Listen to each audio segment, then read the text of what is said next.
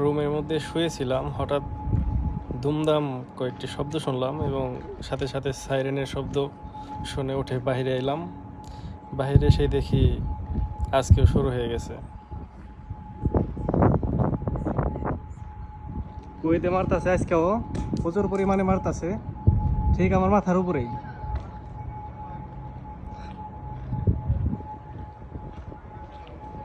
Siren বাজতাছে।